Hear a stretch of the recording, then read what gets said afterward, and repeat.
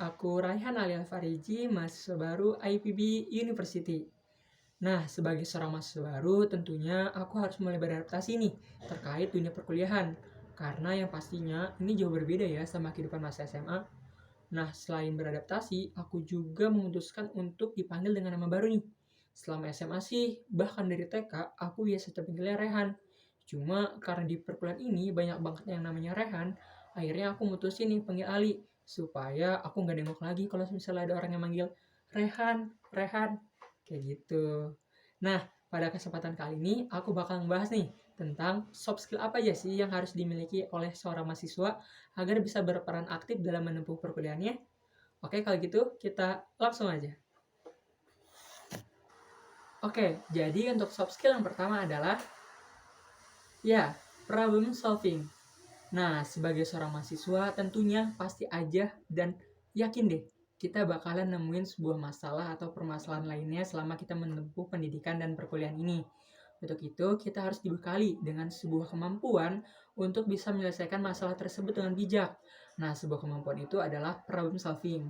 Karena dengan problem solving, kita akan mampu nih mengidentifikasi sebuah masalah yang kita hadapi dan mencari tahu bagaimana nih solusi terbaik agar keluar dari masalah tersebut.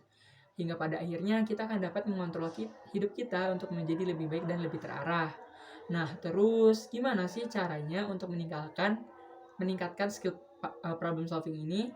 Cara yang pertama adalah dengan mengubah pola pikir kita atau mengubah mindset kita. Yang kedua adalah kita bisa menggunakan metode mind mapping. Lalu yang ketiga, kita bisa mulai dengan hal yang lebih menyenangkan, hal yang lebih asik, seperti bermain game asal otak. Yang keempat, kita bisa nih untuk coba terjun kepada sebuah organisasi, kepanitiaan atau volunteer.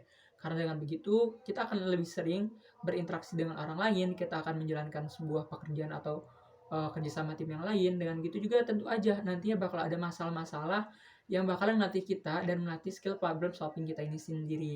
Kayak gitu.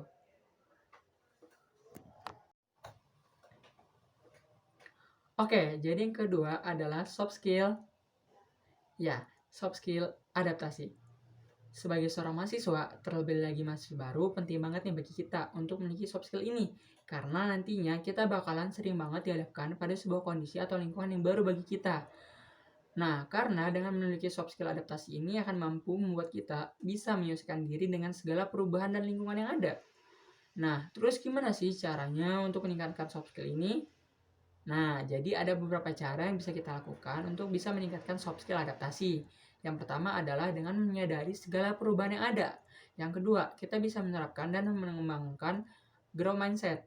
Yang ketiga, kita harus berani keluar dari zona nyaman kita. Dan yang keempat adalah kita harus bisa mengevaluasi serta fokus pada hal-hal yang ingin kita lakukan di masa yang sekarang. Oke, jadi untuk soft skill yang selanjutnya adalah time management.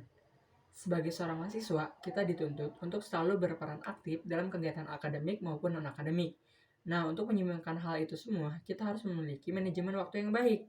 Nah, untuk itulah soft skill time management ini diperlukan, karena dengan time management dapat membantu kita untuk mengontrol setiap kegiatan kita yang ada dan memanagenya dengan baik, sehingga kita ini nggak keteteran dan kita bisa melakukan banyak hal karena memiliki manajemen waktu yang baik itu sendiri.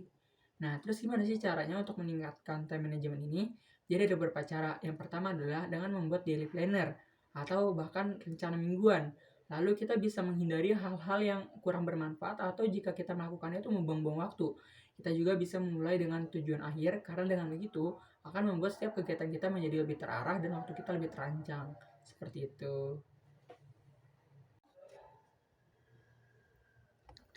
Selanjutnya adalah skill communication. Kenapa sih skill communication itu penting bagi mahasiswa?